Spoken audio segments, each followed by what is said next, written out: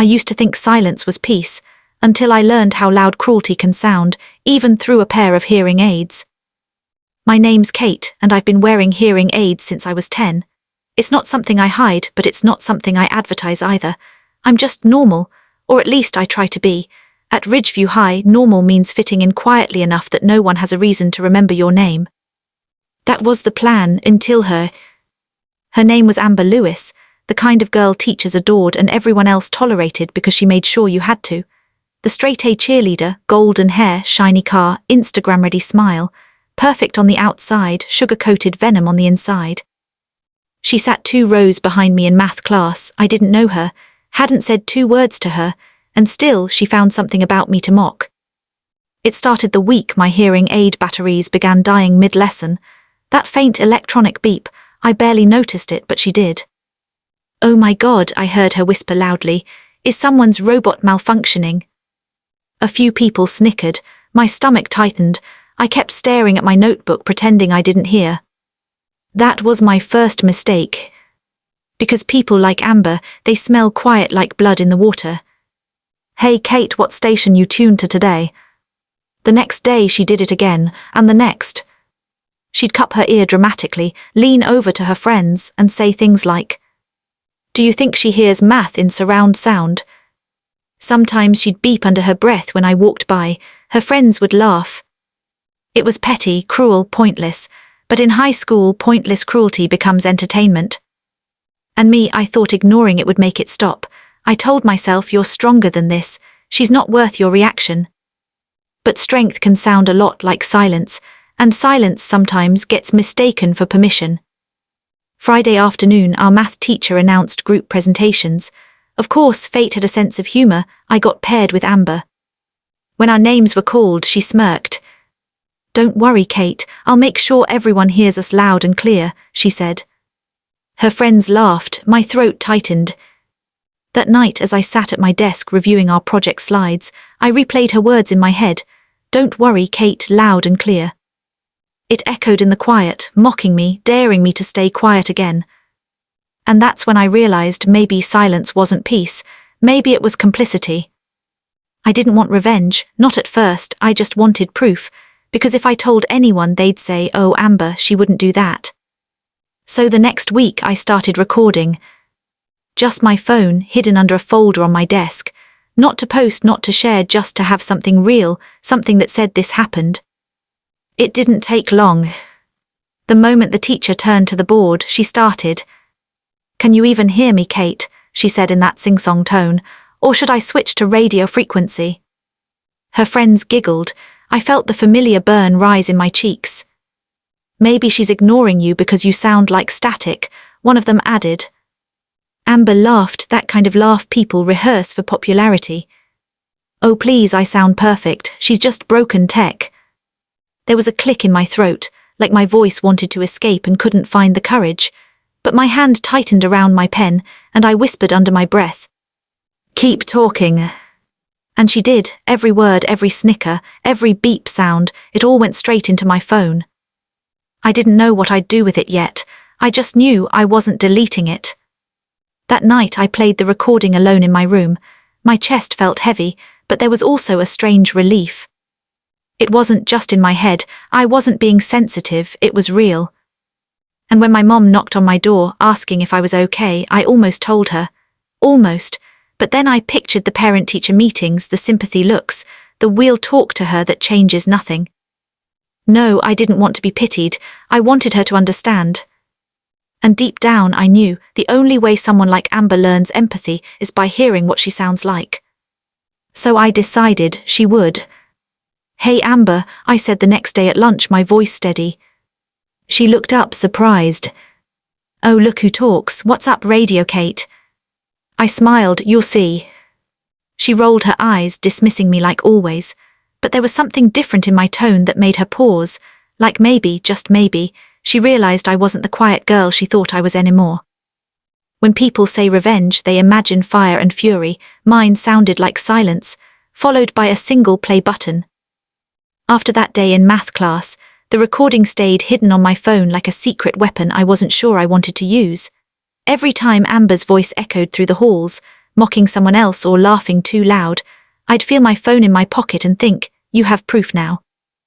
But what was I supposed to do with it? Part of me wanted to forget. The other part, the part that replayed her voice in my dreams, couldn't. I started noticing things I hadn't before, how teachers' smiles lingered longer on her side of the room, how people followed her lead, afraid of being her next target, how her cruelty disguised itself as just a joke. And how easy it was for her to be mean, because no one ever made her listen. The confession. 2 weeks passed before I told anyone. It was a Friday, same math class, same stale air of fake laughter and whispered gossip. After the bell, I caught up with Ryan, a quiet kid from our robotics club. He was one of the few who treated me like my hearing aids were just normal. Hey, you got a minute? I asked. He nodded, slinging his backpack over one shoulder. What's up? I hesitated. You ever record something just to make sure you're not crazy? His eyebrows lifted. It depends, crazy how? I looked around, making sure Amber wasn't nearby, then pressed play on my phone. Her mocking voice filled the hallway. Can you even hear me, Kate? Or should I switch to radio frequency? Ryan froze, his face went blank. Then slowly he said, that's messed up. Yeah, I whispered. He looked at me, really looked. What are you gonna do with it? I sighed, I don't know, maybe nothing. But his next words stuck with me. If people heard what she sounds like, she wouldn't be untouchable anymore. That sentence hit harder than I expected, because maybe that's what I wanted, not revenge, not drama, just truth. For once, I wanted the world to hear what I've been hearing all along. That weekend, I got my chance. Every spring, Ridgeview High held an open house event for parents. Teachers gave little presentations, students showcased projects. The math department had a slideshow queued up for our group presentation, the one Amber and I had made together. I'd spent hours editing it, and as I stared at my laptop the night before, my finger hovered over a folder labeled proof. My mind ran wild. I could slip the recording in just for a few seconds, Amber's voice. Her words, the laughter right there in front of teachers, students and parents. The rational part of me screamed, don't do it. But the hurt part, the part that flinched every time I caught her staring at my hearing aids, whispered, maybe she should know how it feels.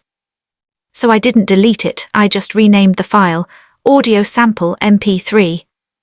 The next afternoon the classroom buzzed with chatter and parents' polite smiles. Amber stood near the front, flawless as always, hair perfect, voice sweet like fake sugar. She saw me setting up the laptop and smirked. Don't mess this up, okay, she said under her breath. Try not to, short circuit. I smiled, I'll do my best. The projector flickered to life. The slideshow began, graphs, equations, teamwork photos. Amber talked first, all charm and confidence. Then it was my turn to cue the final slide. I clicked play. For a moment nothing happened. Then faintly from the speakers came her voice. Can you even hear me, Kate? Or should I switch to radio frequency? The laughter followed, crystal clear. The room went still, parents turned, teachers frowned, Amber's face drained of colour. She whispered, what did you just? But it was too late, everyone had heard it. I closed the laptop calmly. That was our team's collaboration sample, I said softly, unedited. Then I stepped aside. The silence that followed was the loudest thing I'd ever heard. Amber didn't come to school the next day, or the one after that. Rumours spread, something about her parents pulling her out for a family matter. I didn't need to ask, I already knew. Because that night I got a text from an unknown number. Amber's mom, thank you for letting us hear what was really going on. I stared at the screen, not sure whether to feel proud or hollow. It wasn't satisfaction I felt. It was clarity. For the first time in years I didn't hate my hearing aids. They didn't make me weak, they made me listen. And maybe they helped someone else finally hear themselves too. A week later Amber came back, no makeup, no followers at her table, just silence. She walked straight up to me in the hallway. For a second I thought she might yell, but instead she said quietly, my parents sold my car. I blinked, oh. They said if I can't respect people, I don't deserve things. Her voice cracked. For once there was no audience, no smirk, just human. Then she looked me in the eye. I didn't know I sounded like that. I nodded. Now you do. She just stood there, maybe waiting for forgiveness, maybe just understanding, but I didn't give her either. Not yet. Sometimes the lesson has to echo a little before it sinks in. The week after the presentation felt like someone had turned the volume of Ridgeview High down to half. No more fake laughter in the hallways, no more beep-beep jokes behind my back, just an uneasy quiet that everyone pretended not to notice. But quiet isn't always peace. Sometimes it's the sound of people trying not to look at you. Everywhere I went, I felt eyes on me. Some stared with approval. Finally, someone shut Amber up. Others looked away fast, like I'd done something cruel. In English class, a girl whispered, "That's the one who exposed Amber," and her friend whispered back, "Good for her." But I couldn't tell if good meant brave or dangerous. Even teachers walked differently around me now, gentle, cautious, like I might record them too. And that's when I realized, revenge changes the sound of everything. You think it'll make you louder, instead it just makes the room quieter. 3 days later, Amber found me by the vending machines. Her once perfect hair was tied up, eyes red like she hadn't slept. "You think you won," she said, voice trembling. "You embarrassed me in front of my parents, the whole school." I took a slow breath. "You embarrassed yourself." She flinched. "They took my car. My friends won't even text me back." I waited for the satisfaction to kick in, the rush I thought I'd feel when the villain finally crumbled, but all I felt was heavy. "Why did you hate me?" I asked quietly. Amber blinked, caught off guard. "I don't know," she said after a moment. "You were quiet, smart, people liked you for no reason." That stunned me. Liked me. I'd spent years trying not to exist. She looked down. "It was easy. Making fun of you made people laugh. I didn't think you'd ever fight back." There it was, the real reason, cruelty born of boredom. I nodded slowly. "Well, you were wrong." She nodded too, tears catching in her throat. "Yeah," she whispered, "I was." That afternoon, I got called to the office. The principal sat with his usual serious face, hands folded like a news anchor about to deliver a headline.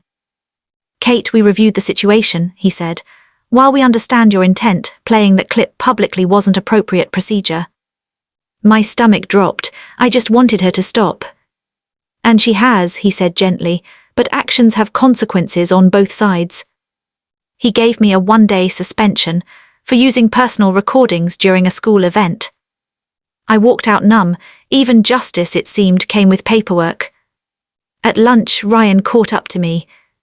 "That's insane," he said. "You were the victim." "Maybe," I said, "but maybe I also became something else in the process." He frowned. "What do you mean?" I didn't answer because I wasn't sure. That night I lay in bed replaying the recording one last time. Amber's voice, my silence, the laughter. But this time I noticed something new, my own breathing in the background, fast, shaky, scared. That's the part nobody ever hears when they talk about revenge. The fear that you might lose a piece of yourself while trying to get back what someone took. I deleted the file, not because I regretted it, because I didn't need it anymore. Monday morning. When I came back after my suspension, the halls had adjusted. Amber sat alone, earbuds in, staring out the window. I walked past her without saying anything. Halfway down the hall, she called after me. "Hey, Kate." I turned. "I applied to volunteer at the hearing loss center," she said. "My mom said it might help me understand." I blinked, surprised. "That's good."